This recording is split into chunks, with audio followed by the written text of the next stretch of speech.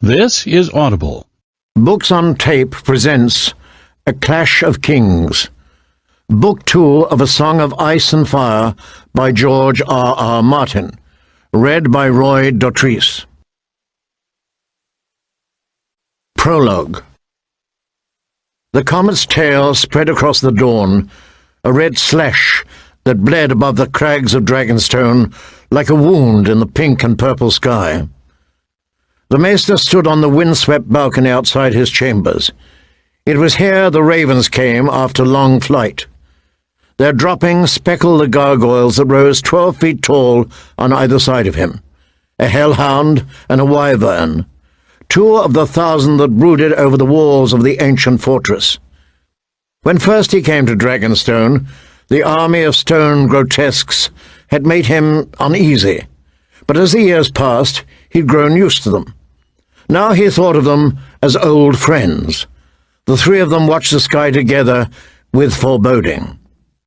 The Maester did not believe in omens, and yet, old as he was, Cresson had never seen a comet half so bright, nor yet that colour, that terrible colour, the colour of blood and flame and sunsets. He wondered if his gargoyles had ever seen its like. They had been here so much longer than he had, and would still be here long after he was gone. If stone tongues could speak. Such folly! He leaned against the battlement, the sea crashing beneath him, the black stone rough beneath his fingers. Talking gargoyles and prophecies in the sky? I am an old done man, grown giddy as a child again. Had a lifetime's hard-worn wisdom fled him along with his health and strength? He was a maester, trained and chained in the great citadel of Old Town. What had he come to, when superstition filled his head as if he were an ignorant field hand? And yet, the comet burned even by day now, while pale grey steam rose from the hot vents of Dragonmont behind the castle. And yestermorn a white raven had brought word from the citadel itself, word long expected, but no less fearful for all that, word of summer's end, omens all, too many to deny. What does it all mean? He wanted to cry. Maester Cresson, we have visitors. Pilot spoke softly, as if loath to disturb Cresson's solemn meditations. Had he known what drivel filled his head, he would have shouted. The princess would see the white raven. Ever correct, Pilus called her princess now, as her lord father was a king. King of a smoking rock in a great salt sea, yet a king nonetheless. Her fool is with her. The old man turned away from the dawn, keeping hand on his wyvern to steady himself. Help me to my chair, and show them in. Taking his arm, Pilus led him inside.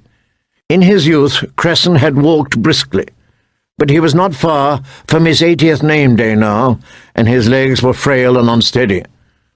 2 years past, he had fallen and shattered a hip, and it had never mended properly. Last year, when he took ill, the citadel had sent Pilus out from Old Town, mere days before Lord Stannis had closed the isle. To help him in his labours, it was said, but Cresson knew the truth. Pilus had come to replace him when he died. He did not mind. Someone must take his place, and sooner than he would like. He let the younger man settle himself behind his books and papers. Go bring her. It is ill to keep a lady waiting. He waved a hand, a feeble gesture of haste from a man no longer capable of hastening. His flesh was wrinkled and spotted, his skin so papery thin that he could see the web of veins and the shape of bones beneath. And how they trembled, these hands of his that had once been so sure and deft. When Pilus returned, the girl came with him, shy as ever. Behind her, shuffling and hopping in that queer sideways walk of his, came her fool. On his head was a mock helm fashioned from an old tin bucket